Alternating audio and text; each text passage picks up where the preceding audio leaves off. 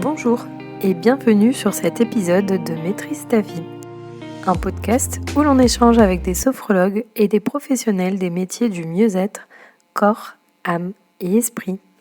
J'accueille aujourd'hui Laetitia Leonardini. Laetitia est médium et passeuse d'âme. Je vous souhaite une bonne écoute. Bonjour Laetitia. Bonjour Et Dina. merci d'avoir accepté mon invitation pour l'échange d'aujourd'hui.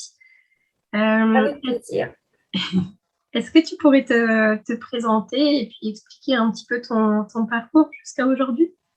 D'accord. Donc, moi, c'est Laetitia Leonardini. Je suis maman de 2 enfants, un garçon qui a bientôt 12 ans et une fille qui a 9 ans. Et mon parcours, au niveau professionnel, j'ai commencé par être professeure des écoles pendant 11 ans. Et après, j'ai eu un petit parcours atypique à côté au niveau, on va dire, spirituel.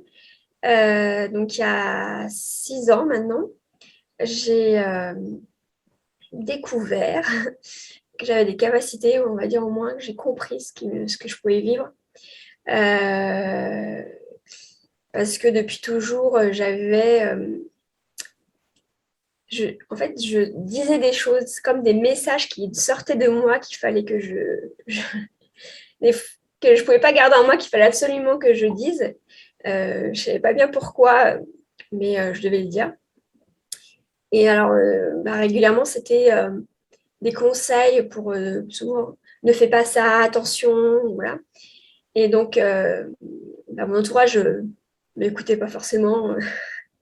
Et puis ça arrivait, donc tu m'as porté la poisse, je passe un petit peu pour celle qui. Parce qu'en plus, j'avais pas conscience de d'où ça venait ce que je disais, donc j'avais cette capacité-là. Et puis aussi cette capacité à comprendre des situations, des schémas assez facilement.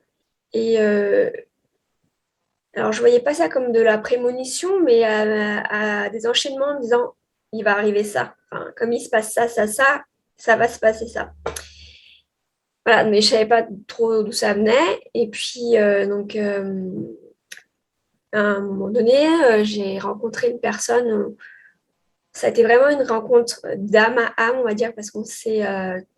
Quand je l'ai vu, j'ai tout de suite l'impression de le reconnaître et de l'avoir vu depuis.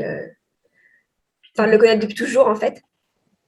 Donc, au début, c'était un peu. On se parlait pas trop parce que c'était. Enfin, moi, je n'osais pas trop lui parler parce que c'était un peu. C'était très étonnant ce que je ressentais. Et après, on a commencé à parler et je ne sais pas pourquoi, je lui ai dit, mais tu as un don. Il y avait ce mot qui sortait. Alors, je pensais... lui as dit ça? Oui, j'ai dit, au fait, tu as un don, mais je pensais au magnétisme. Je voyais qu'il y a quelque chose avec ses mains, où il guérissait les gens ou quelque chose. Et puis, il me répond, oui, oui, et toi aussi. Alors moi, j'ai répondu, ah non, non, pas moi, pas du tout, non, non, non, tu te trompes.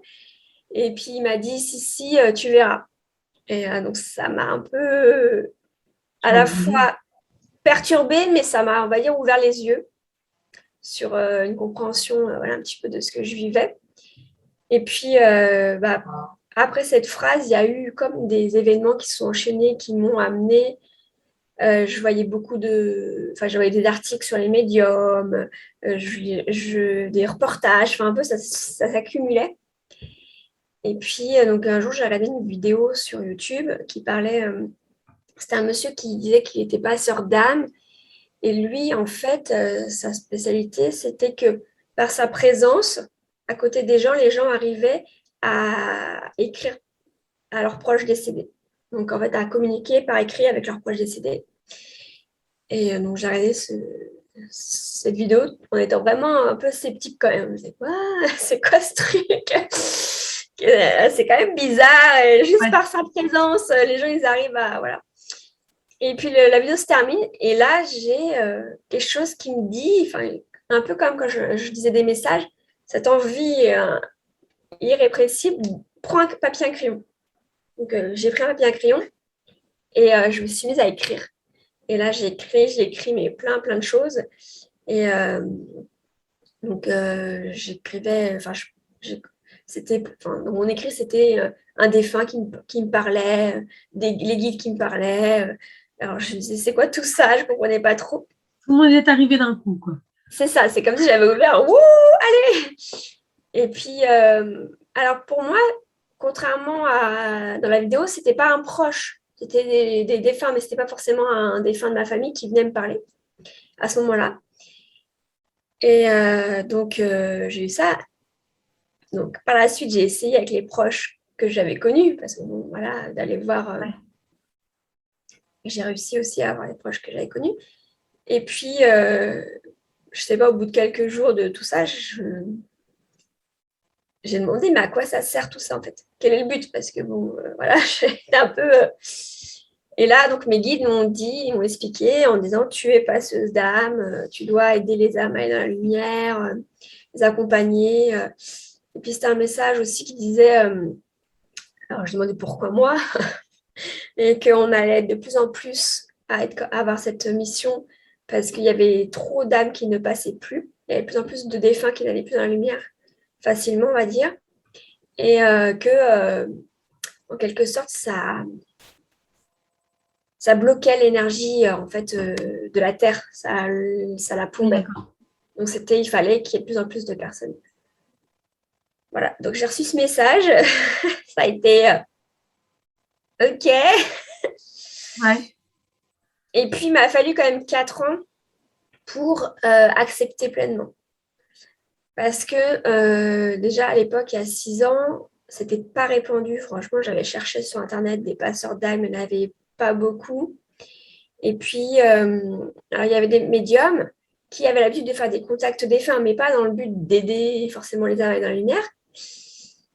Et donc, dans leur pratique, des fois, ils trouvaient des âmes qui étaient bloquées et ils les aidaient. Mais ce n'était pas voilà, leur mission première, on va dire. Et donc, j'ai un peu pratiqué déjà sans être vraiment sûre de moi. Enfin, quand même, rapidement, je me suis dit, quand j'ai reçu ce message, je me suis dit, bon, il y a 2 solutions. Soit tu es folle, soit c'est vrai. T'es pas folle,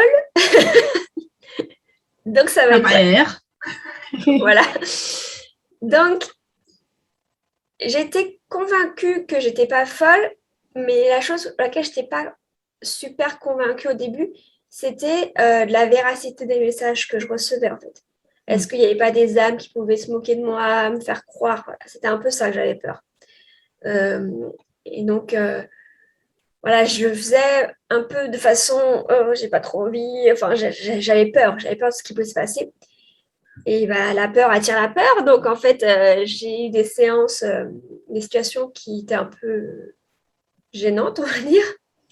Donc, à chaque fois, je me dis, oh non, c'est bon, c'est fini, je plie bagage, je referme tout et j'arrête tout ça. Donc voilà, c'était pendant 4 ans, il m'a fallu ces phases de j'y revenais, j'arrêtais. J'y revenais parce que des proches autour de moi décédaient ou parce que des proches de proches, j'avais parlé à très peu de gens, donc on venait me demander si je pouvais regarder. Et en fait, donc au bout de 3 ans d'abord, j'ai mon grand-père que j'accompagnais en fin de vie. Donc là, ça a été vraiment un tournant, on va dire, dans ce moment. C'est-à-dire que donc il était hospitalisé. Alors, on l'a trouvé un cancer métastasé. Et déjà, quand c'était, je sais pas, en janvier-février qu'on a su le diagnostic, tout de suite, moi, ça a été la première pensée qui est venue, c'est ça va être rapide. Voilà, j'ai eu ça, que ça allait être rapide. Et donc, pour moi, ça a été assez rapidement, je me suis mis en mode, faut l'accompagner. J'étais triste, enfin, voilà, je savais que ça allait, mais j'étais pas dans Le besoin, l'espoir qu'il quoi. allait guérir. C'était vraiment, il fallait l'accompagner au mieux jusqu'à la fin. Donc, c'est ce que au début je faisais, d'aller le voir, de le soutenir. Ma mère, je relayais auprès de lui, voilà, je le veillais. Mais le reste de la famille était en mode faut le guérir en fait. Donc j'étais un peu en décalage. Et puis, je n'osais pas trop en parler à tout le monde à ce moment-là, hein, de ce que je ressentais.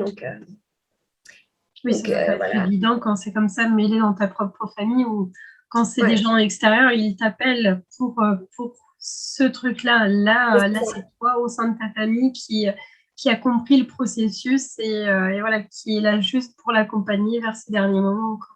Pour le C'est ça. Donc, soulager. il y a quand même une différence. Et puis, même moi, au niveau des messages que je reçois, forcément, je suis touchée plus. Donc, en fait, il y a Mm. aussi. Et puis, j'allais le voir et à un moment, alors je vous ai aussi à parler des recherches hein, sur comment ça se passe, la fin de vie, tout ça. Et, et heureusement, j'avais vu un reportage qui disait que les personnes en fin de vie commencent, il y a un pont qui commence, en fait, ils voient souvent, alors, ils vont voir leurs défunts, leurs proches défunts. Mm. Ils vont avoir des visions. Et il y a des études qui disaient que ce n'était pas des hallucinations parce que les hallucinations, normalement, déjà, c'est confus ou ça fait peur, les gens sont terrorisés. Que là, c'était vraiment des choses qui leur faisaient pas peur. Ils étaient confiants, apaisés. Et puis, alors même s'ils disaient avoir vu quelqu'un qui était mort, c'était pas j'ai vu un éléphant rose, quoi. C'était j'ai vu mon père, ma mère qui venaient me rassurer. Enfin, voilà. Donc, Ouais, ils sont sereins dans cette phase-là, voilà. quoi. Et donc, quelques temps après avoir vu ce reportage, je vais voir mon grand-père et puis il fixait en fait un coin de la chambre. Et je lui dis, qu'est-ce qu'il y a? Il me dit, bah, voilà qu'il y a la tante Marcel qui me marne. Alors, dans son pays, c'était qui me parle. Et la tante Marcel a été décédée depuis longtemps. Donc là, je me suis dit, ah. Et donc, Les proches, bah, quoi. je n'ai pas voulu le casser dans son truc. Je lui ai dit, ah d'accord, bah, passe-lui le bonjour de ma part. Enfin, voilà, un truc comme ça. J'ai été dans son sens. Et puis après, il m'a dit, ouais, je sais pas où je m'en. Enfin, je crois que cette fois, je vais pas m'en sortir. Il m'a dit un truc du genre, voilà, je pense que là, j'y vais. Donc, je l'ai accompagné, voilà, comme je pouvais. Et puis, à un moment donné, il avait trop de souffrance, donc ils l'ont mis sous sédation profonde pour qu'il ne souffre plus, en fait. D'accord. Et puis, bah, il ne partait pas, hein. Il était là. On se disait qu'il allait partir, mais il ne partait pas. Et moi, j'ai senti, moi, je me suis dit, il s'accroche à quelque chose. Il y a quelque chose qui ne va pas. Il a peur ou je ne sais pas, mais il s'accroche. Donc, je me suis dit, je vais essayer de contacter ses parents, enfin ses proches, qui viennent le rassurer, qui viennent le chercher, qui viennent lui dire qu'il n'ait pas peur. Donc, j'étais à côté de lui dans la chambre et je dis, bon, bah, je vais essayer. Donc, je me mets en état pour communiquer avec les défunts. Et puis là, en fait, je tombe sur lui. Et là, je me dis, wow, c'est quoi ça encore? Je peux faire Ouais. ça? Et alors, je savais qu'on m'a, bah, justement, qu'avant la mort, l'âme commençait à se détacher, puisque c'est là qu'ils voyaient leurs proches, voilà, qui commençaient un peu à avoir accès à l'autre côté. Mais bon, j'avais pas encore conscience que je pouvais du coup communiquer avec les âmes à ce moment-là. Et puis donc, je lui ai dit, bah, grand-père, c'est moi, je voudrais savoir ce qui se passe, qu'est-ce qui te gêne, enfin, qu'est-ce que tu veux, Donc là, il m'a dit qu'il y avait un truc, une question à laquelle il voulait une réponse. Bon, la question, je la garde pour moi parce que c'est vraiment de l'ordre familial. Et donc là, je me suis dit, OK, donc il faut qu'on lui apporte cette réponse. Qu'après, j'en ai parlé à ma mère. Et parce que ma mère savait, j'avais déjà dit que j'avais ces capacités-là. Donc, on a fait en sorte qu'il y ait sa réponse. Et puis après, il y avait ma grand-mère qui était venue le voir, qui était là. Et puis là, les médecins avaient vraiment dit c'est de l'ordre de quelques heures. Là, c'est vraiment pour aujourd'hui ou demain maximum. Donc, on avait dit ça à ma grand-mère. Elle était là, elle était assise. Et puis d'un seul coup, elle se lève, elle dit bon, ben moi, j'y vais. Puis moi, ma mère, elle avait envie de lui dire bah non, reste, maman. Et moi, j'ai dit, comme ça, elle s'est venue, je dis à ma mère non, laisse-la. Donc, j'ai ramené ma grand-mère à la voiture et elle est repartie. Et quand donc on est revenu, je savais que ça allait être maintenant. Et je savais qu'en fait, c'était euh, comme ça que ça devait se passer. Ma grand-mère ne devait pas être là. En fait. Pour moi, c'était. J'avais pas reçu le message, mais c'était C'est juste comme ça, voilà, quoi. c'était juste parce qu'elle s'était vraiment levée d'un seul coup. En fait, il y avait vraiment eu le j'y vais. Donc, je me suis dit, c'est comme ça. Et puis, donc, on l'a accompagnée et voilà, ça a été vraiment un moment très doux. Et j'ai pris conscience que, pour moi, c'est mon grand-père, mais ma mère, mais en fait, son père, comme elle savait qu'il partait serein, parce qu'on avait répondu à sa question qui vraiment le tracassait, ça a été pour elle plus facile, enfin, si je peux dire Oui. facile, mais voilà, ça l'a permis de lui dire au revoir d'une façon plus douce et plus sereine. Et puis, donc, on l'a accompagné et ça a été vraiment un moment fort. Et après, par la suite, j'ai pu communiquer avec lui, voilà, savoir qu'est-ce qu'il voulait pour son enterrement, qu'est-ce qu'il avait envie. Enfin, tout de suite, j'ai communiqué avec lui beaucoup. Et puis, donc, voilà, il a dit ce qu'il voulait, ce qu'il voulait pas. Il a aussi dit que nous, on est toujours 10 petits-enfants. Et, donc, mon grand-père, à la fin de sa vie, enfin, bon, pendant 10 ans, à la fin de sa vie, il avait dû arrêter tout ce qui était alcool, cigarette, parce qu'il avait eu des problèmes de santé. Et à la fin, il nous réclamait, en fait, toujours. Il voulait une bière, une bière. Et nous, il nous disait aux petits-enfants. Et puis bon, moi, je disais, grand-père, t'es gentil, mais bon, je vais pas prendre cette responsabilité de te ramener une bière. Et alors, je sais pas, je pense qu'il y a d'autres cousins qui l'ont fait, mais tant mieux, enfin voilà, Et, euh, et donc, il m'a demandé, il m'a dit, je veux que vous alliez boire un coup à mon honneur après la cérémonie. Donc, j'en ai parlé du coup à tous mes cousins, et c'est vrai que ça a été un moment fort. On s'est réunis, puis de savoir que c'était lui qui avait fait la demande, et on a pensé à lui, donc c'était un beau moment. Vraiment, c'est des beaux souvenirs. Et c'est tout ça qui m'a permis de voir que en fait, cette capacité que j'ai, cette mission que j'avais, finalement, aidait, enfin, pouvait être très aidante, en fait, aux autres. Parce que, j'ai pu commencer ce deuil de façon allégée, voilà, vraiment, et puis savoir qu'on faisait des choses qui lui faisaient plaisir. Alors que des fois, enfin, même souvent, quand on perd quelqu'un, les proches sont un peu dans, on ne sait pas ce qu'il aurait voulu, est-ce qu'on fait bien, est-ce qu'on ne fait pas ça, beaucoup dans le questionnement. Et puis même lui, il m'a vraiment beaucoup remercié. Il était vraiment dans, c'est formidable ce que tu fais, il faut que tu le fasses, continue. Et tout. Donc j'ai mis 1 an à accepter vraiment de me lancer publiquement, on va dire.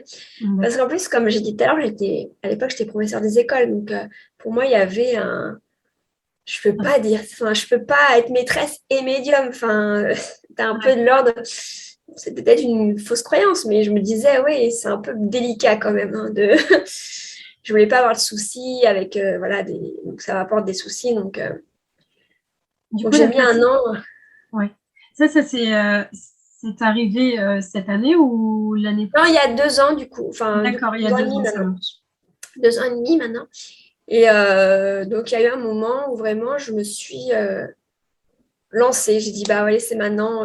Moi, je fais tout ou rien. Donc, en fait, Ouais. j'ai posé ma démission et j'ai dit, je vais lancer vraiment pleinement dans ça.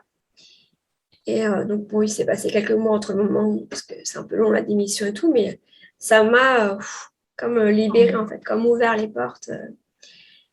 Et donc, au début, je me suis lancée en me disant, voilà, on m'a dit, t'es passeuse d'âme, donc je suis passeuse d'âme, je suis là pour aider les âmes et tout.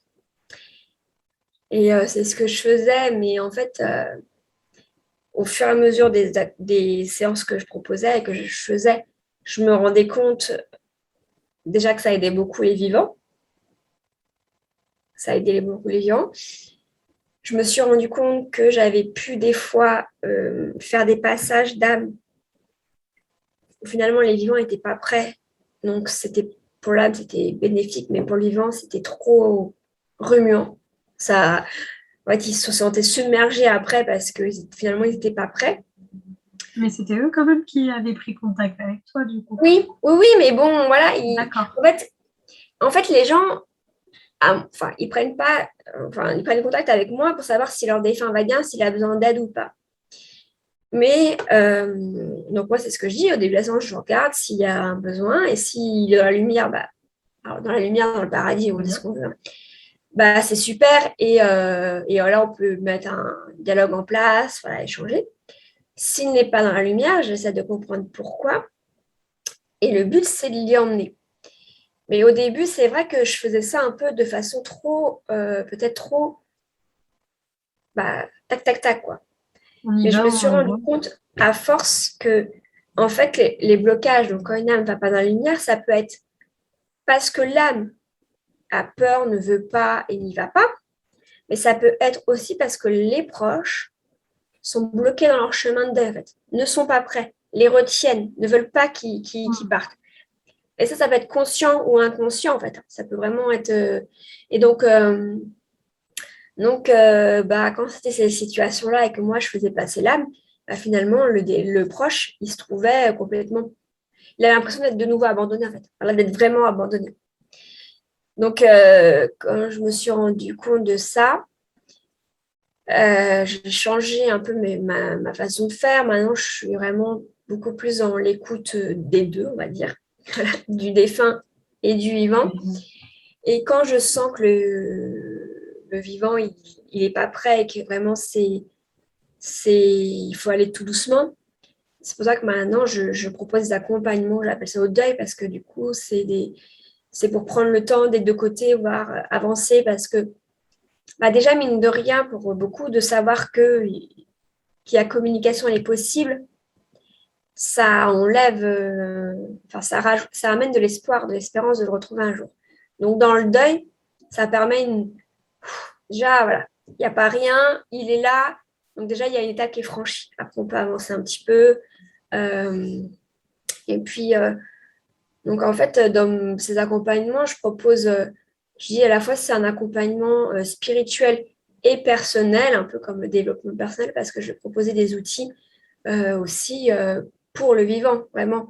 Donc, pour exprimer sa tristesse, sa colère s'il y a besoin, pour se questionner, pour voilà, apprendre sur vraiment la spiritualité, donc qu'est-ce qui se passe après, parce qu'il y a des gens qui Il y sont a plein de questions là-dessus, quoi, au voilà, final. qui ont plein de questions et puis c'est pas qu'ils y croient pas, mais ils connaissent pas, se sont pas intéressés, donc en fait. Et puis après il y a aussi, ça dépend de la cause du décès, parce que des fois il y a des décès qui sont tellement subis et violents qu'il y a tout le reste à côté à accepter. Enfin vraiment, il y a un gros déni parce que c'est tellement incroyable, impossible que c'est vraiment difficile.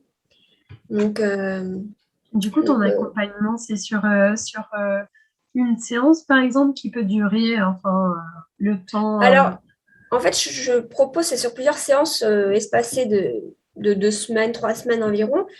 Et en fait, c'est vraiment au cas par cas. En fait, je me fie vraiment à... Le nombre de séances, ça va vraiment être au cas par cas. Je me fie vraiment à le ressenti que j'ai lors de la séance avec le défunt, avec le vivant, aussi les informations qu'on m'envoie. Je me fie beaucoup sur voilà, les messages que je reçois alors j'appelle ça mes guides, hein, c'est voilà, de là-haut, de l'univers, et voilà, donc après, je dis, voilà, d'après ce que j'ai compris, donc en fait, on fait ça après une séance, quoi. Je dis, voilà, d'après la situation, voilà ce que je vous propose, tant de séances, sur tant de temps, et puis, et donc voilà, moi, je veux vraiment faire à chaque situation parce que vraiment, ça dépend de beaucoup de facteurs, ça dépend du lien avec le défunt, ça dépend de tellement de choses. Et puis, des fois aussi, le défunt, lui, il ne va pas être prêt parce qu'il veut, un peu comme mon grand-père avant qu'il parte, il veut les réponses à telle question avant d'y aller. Donc, il faut quand même laisser le temps aux Ah oui, d'accord. proches, De si traiter. ça ne concerne pas que lui, de comprendre l'autour, de pouvoir apporter ses réponses. D'accord. Donc, vraiment, c'est à chaque situation. Et puis, donc, entre chaque séance, il y a un lien qui est possible aussi, un échange en message. Voilà, je leur donne des petites pistes, des méditations, des, euh, des comme j'ai écrit une lettre à leurs proches, voilà, enfin, Ah, c'est vraiment un accompagnement et pas juste une consultation comme ça. voilà. Quand on vient te voir, c'est qu'on veut vraiment être accompagné et traité, enfin Alors, il y traité. a les deux, hein. Ouais, Il y en a qui viennent juste pour d'accord. une séance, et en une séance, ça va suffire. Voilà, Mhm. ils n'ont pas besoin de plus.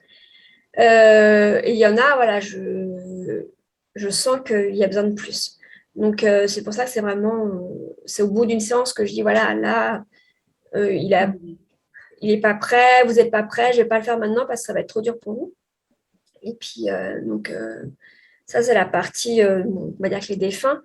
Et j'ai un autre accompagnement aussi, c'est accompagnement des personnes en fin de vie par rapport à ce que j'ai vécu avec mon grand-père, en fait. Donc, par rapport à ça, donc soit c'est pour des personnes qui sont dans une situation qui ne peuvent plus communiquer et que leurs proches voient bien, comme pour mon grand-père, qu'il y a quelque chose qui bloque parce que les médecins disent il doit partir, il va partir. Et qu'en fait, on s'aperçoit que, et ça c'est très souvent, hein, il y a beaucoup de médecins, d'infirmiers, de soignants en soins palliatifs qui le constatent, en fait, qui disent ils s'accrochent, mais on ne sait pas pourquoi. Enfin, Et une fois qu'ils ont ce qu'ils avaient Et donc, besoin, souvent, quand il y a ça, c'est qu'il y a quelque chose. Alors, soit ça va être une peur de l'après.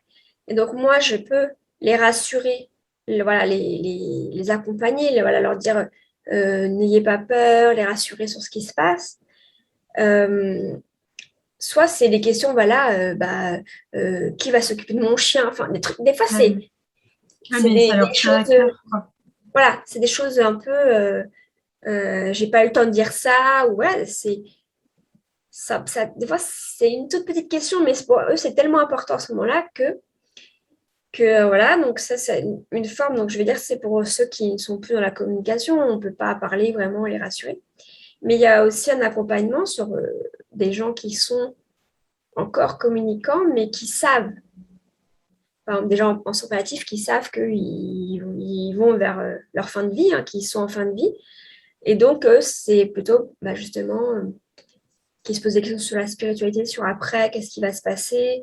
Donc là, je propose cet accompagnement aussi parce que c'est vrai que trop souvent dans nos familles, surtout en France, c'est des sujets tabous. Même quand quelqu'un est en fin de vie, on sait qu'il a pour quelques mois encore, parce que voilà, il a une maladie, il est en soins palliatifs, donc voilà. Et on n'ose pas aborder ces sujets-là avec nos proches, on n'ose pas en parler. Même des choses toutes bêtes, est-ce que je vais être incinérée, enterrée, je veux une cérémonie, je veux pas de cérémonie. Enfin, il y a beaucoup de gens qui n'osent pas en parler parce qu'on a cette peur que si j'en parle, ça va acter, genre 2 secondes après, il va partir. Donc, alors, ça peut arriver parce qu'il y a ce soulagement qui peut permettre le départ. Mais j'ai constaté que quand ces choses sont éprouvées, enfin, sont dites en amont, ça soulage quand même beaucoup. Même si on a peur, ça permet beaucoup quand même aux proches d'être plus serein.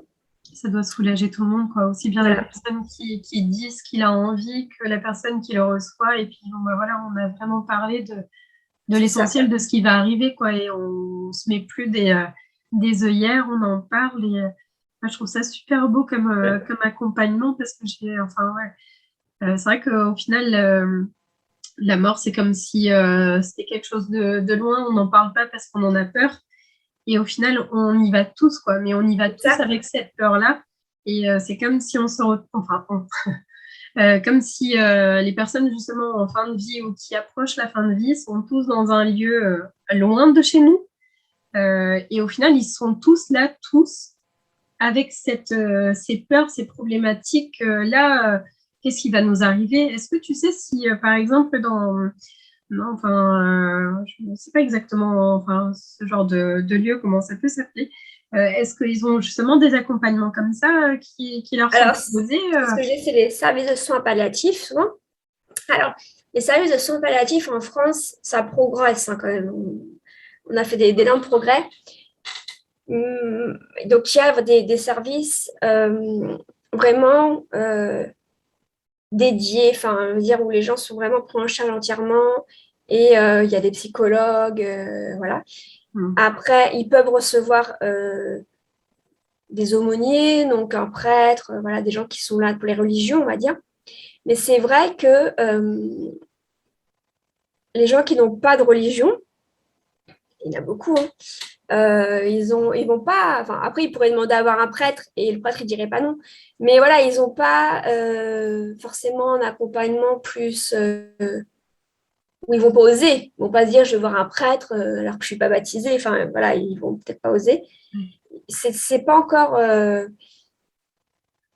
C'est pas encore très courant d'avoir quelqu'un qui puisse venir vraiment parler de. Parce que tout ce qui est la vie après la mort, c'est quand même très tabou, on l'a dit tout à l'heure. en France et donc on n'ose pas trop faire rentrer ça dans les institutions, en fait, dans les hôpitaux, dans les services. Après, quand on dit soins palliatifs, ça, les soins palliatifs, il y a encore beaucoup trop de services qui ont des lits soins palliatifs. C'était le cas pour mon grand-père, en fait. Mais c'est un service lambda. En fait, c'est un couloir lambda avec des gens qui ne sont pas du tout là pour mourir. Et dans ce service, je ne sais pas s'il y a 20 lits. Au niveau de la sécurité sociale, ils ont 5 lits qui sont fléchés soins palliatifs. Donc, en fait, ça va dire que c'est une chambre individuelle, on n'a pas de dépassement d'honoraires parce que c'est la Sécu qui va fournir. Les proches ont le droit de dormir sur place, il n'y a pas de paiement à faire parce que c'est dit soit palliatif, mais ce n'est pas un accompagnement. Ouais, ça fait très, très cartésien, Moi, quoi. je vois pour mon grand-père, quand j'ai parlé à ma mère, j'ai dit faudrait voir pour les directives de fin de vie, que grand-père il puisse remplir le questionnaire. Donc, ma mère, elle a dit, ah bon, alors elle en a parlé à l'infirmière. Et en fait, alors, je ne sais pas si c'est l'infirmière ou la soignante, ils lui ont donné le dossier, tenez. Et puis, répondez, débrouillez-vous, de répondre aux questions. Puis, il y avait des questions, même mon grand-père, il ne savait pas trop ce que ça voulait dire, donc il n'a pas répondu. Puis, ma mère, ça a été lourd pour elle de poser ces questions-là à son père. Enfin, c'était pas du tout accompagné. Alors, il y avait une psychologue dans le service, mais qui n'était pas là tous les jours. Enfin, voilà, c'était quand même encore très. Et voilà, c'était pas l'idéal, je trouve, c'est pas ce que j'appelle Un accompagnement, quoi. voilà. Donc en France, c'est encore très ça avance. Il y a quand même beaucoup de plus en plus, je ne vais pas dire beaucoup, mais de plus en plus de médecins, justement, qui sont de ce service vraiment dédié de soins palliatifs, qui se rendent compte de ce que vivent les gens, qui en parlent et qui commencent à parler du fait que pour eux, il y a quelque chose après. Ils voient des similitudes entre ce que je disais, les apparitions de leurs proches. Ils sentent aussi. Alors j'avais vécu ça avec le grand-père d'un cousin qui était athée justement et qui est mort d'une maladie longue, donc il savait qu'il allait partir. Et en fait, à la fin de sa vie, je ne sais pas, 2, 3 jours avant, il a demandé à avoir une messe. Il a dit, je veux être enterré à l'église. Donc, il y a quelque chose qui se passe, voilà, du subtil. On voit qu'il y a quelque chose qui arrive. Et donc, les médecins, les soignants en témoignent de plus en plus de ça. Donc, on avance Ouais. petit à petit. Toi, ton accompagnement, tu le fais comment, du coup? Est-ce qu'il t'arrive de te déplacer sur place? Alors, oui, je peux me déplacer dans une zone assez restreinte. Du coup, voilà, le sud de l'Île-de-France, le Loiret, l'Eure, enfin, peu, voilà. Après, je peux faire à distance, en visio, hein, c'est possible aussi. Donc, je disais oui pour les accompagnements de personnes qui sont en fin de vie et qui en font de la demande, eux.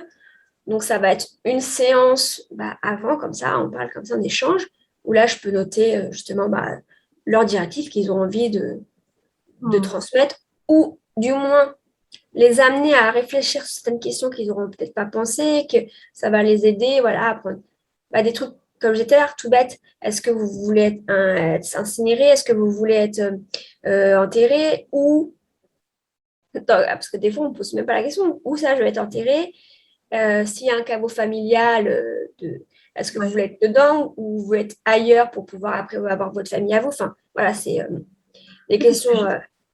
J'imagine que ça ne doit pas être évident, par exemple, pour que ce soit les membres de la famille, de poser ce genre de questions, d'écouter les réponses aussi. C'est pas forcément, pour rester stable émotionnellement face à ce genre de questions, de réponses, sans s'écrouler et finir par quelque chose d'assez lourd. C'est vrai que d'avoir quelqu'un qui, comme toi, qui est neutre, qui peut même accompagner du coup la personne en même temps à faire des choix, à faire ses propres choix et ne pas t'écrouler émotionnellement comme ça face à cette personne-là. Ça doit être vraiment bénéfique pour tout le monde, quoi. C'est ça, oui, j'ai ce côté neutre et puis... Mais pas tous en capacité de le faire, quoi. Oui, après, il faut... puis moi, en plus, comme j'ai cette connexion je vais plus facilement ressentir si, par exemple, quelqu'un dit, bah, moi, je ne sais pas si toute la famille a pour tradition de se faire incinérer et que la personne elle-même ne le ressent pas finalement. Enfin, elle va dire, oui, bah, je vais être incinérée un peu comme bah, toute la famille veut, c'est comme ça chez nous. Et, euh, et que là, je peux sentir, je vais dire, vous êtes sûr que c'est ce que vous voulez? Tu vois, parce qu'il y a quelque chose. Puis là, on va me dire, ça colle pas. Donc là, je peux être là, dire, vous êtes sûr, c'est vraiment votre choix, pourquoi vous décidez cette décision-là? Et donc là, voilà, pouvoir remettre un peu, bah oui, non, en fait, c'est ce que tout le monde fait chez nous, mais moi, je suis pas trop. Voilà. Donc, permettre de sortir des discussions, alors que c'est vrai que actuellement, ces choses-là, on peut le faire avec des pompes funèbres, on peut faire des prévoyances, hein, prévoir ses obsèques et dire à l'avance, voilà, je veux ça, tel cercueil, machin et tout. Mais ils vont pas être. Alors, outre le fait qu'ils pourraient peut-être être plus dans le commercial, mais s'ils prenaient ce cercueil-là, qui coûte beaucoup plus cher, mais voilà, ils vont pas avoir ce retour spirituel. Ils vont vraiment être dans les actes, en fait. Ils vont être dans, bah voilà, si vous êtes incinéré, après, il y aura, bah, qu'est-ce que vous voulez qu'on fasse descendre? Il y a ça, mais il n'y a pas de. Il y a pas d'accompagnement, en fait. C'est juste un questionnaire qu'on remplit. Hein. Voilà, on fait. Et donc voilà, il y a cette séance en amont. Et puis après, bah, sur la fin, s'il y a besoin, à un moment donné, justement, les proches, ils sentent que la personne est en fin et qu'il y a un accompagnement. Donc là, ça sera plus peut-être bah, soit encore une question qui n'est pas répondue s'ils ne l'ont pas fait avant, grâce à mon accompagnement, ou juste un accompagnement énergétique, enfin spirituel, être là pour voilà, le accompagner à ce passage. Et puis après, bah, quelques temps après, de faire une séance avec un proche de la famille pour voir si ça s'est bien passé, s'il y a besoin, voilà, juste un message, dire qu'il est bien arrivé de l'autre côté, ou si justement il y a encore quelque chose qu'il faut aider. Euh, et voilà, donc c'est vraiment à chaque fois, mes accompagnements, ils sont vraiment au cas par cas. sur mesure, au cas par cas, voilà, selon. Parce qu'aussi, je peux avoir quelqu'un qui va me demander, mais qui veut pas du tout que ses proches soient au courant, qui veut juste parler, être assuré, donc il n'y aura pas d'après, il n'y aura pas de séance après, mais bon, voilà. Si le fait d'être assuré, d'avoir des réponses à leurs questions. Alors, je n'ai pas toutes les réponses, hein, je rassure, je ne sais pas tout, je ne prétends pas tout savoir sur ce qui se passe après. Et d'ailleurs, je ne cherche pas à tout savoir parce que pour moi, c'est. Bah, si. Je pense que c'est normal qu'on ne sache pas tout. Si c'était voulu qu'on puisse tout savoir, ça ferait très longtemps qu'on saurait. Ouais. Mais voilà. Et il y a aussi une autre chose, parce que pour moi, alors surtout en ce moment, on parle beaucoup de spiritualité et on est beaucoup dans les personnes qui veulent être spirituelles, qui veulent vivre leur mission spirituelle, qui sont très. Alors pareil pour les chakras, donc qui veulent ouvrir leur troisième œil, qui veulent vraiment être dans le lien avec l'univers et tout. Donc on en parle de plus en plus. Alors c'est un bien, mais après il faut quand même faire attention. Et, euh, et moi j'ai cette conviction qu'en fait nous ne sommes pas des êtres humains qui nous préparons à une vie spirituelle, donc à l'après. En fait, nous sommes des êtres spirituels qui vivons une vie humaine, qui sommes là pour vivre notre vie humaine, en fait. Donc avant tout, Donc, ça change avant tout, c'est ça. Donc ça change quand même pas mal la vision. C'est qu'on est venu de là-haut, d'ailleurs, pour vivre notre vie humaine et on doit en priorité, voilà, on doit en priorité vivre cette vie-là. Et voilà, donc après, de toute façon, on y retournera tous. Donc, voilà.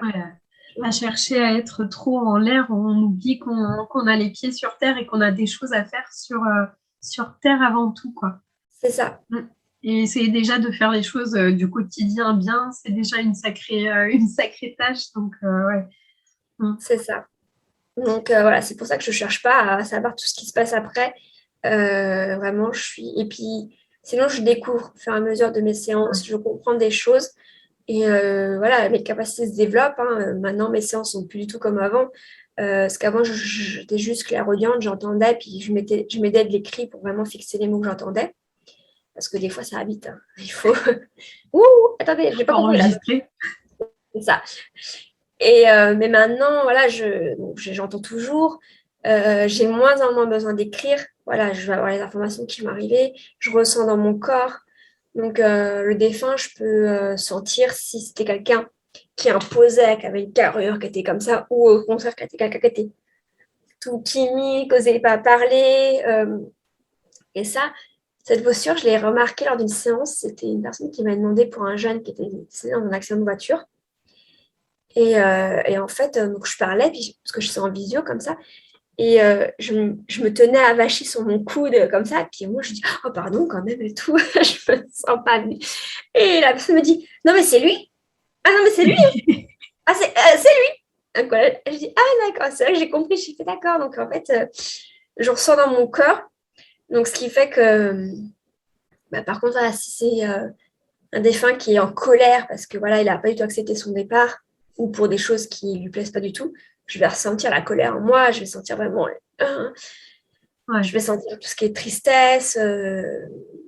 La première fois où j'ai senti vraiment cette sensation en moi, c'était avant que je me lance officiellement, justement dans les débuts où voilà, j'avais peu de mal. C'était une jeune fille qui était décédée en fait, et sous les coups de son ex-compagnon. Et donc, on me demande d'aller la contacter. Alors, au début, c'était un petit peu pour savoir ce qui s'est passé, voilà. Et quand je lui ai annoncé qu'elle était décédée, en fait, j'ai senti ce hurlement dans les tripes, quoi, ce non, vraiment Ah ouais, d'accord. cet état. Alors, on dirait comme dans les films, des fois, quand on voit quelqu'un qui apprend, qui hurle. Mais c'était vraiment ça, j'ai senti ça. Parce qu'il y a vraiment des âmes qui ne comprennent pas tout de suite. Quand c'est vraiment une mort qui n'était pas prévue, qui est trop irréaliste, en fait. Un peu comme, je ne sais pas si tu connais le film Ghost, mais un peu comme dans Ghost, au début, il ne comprend pas.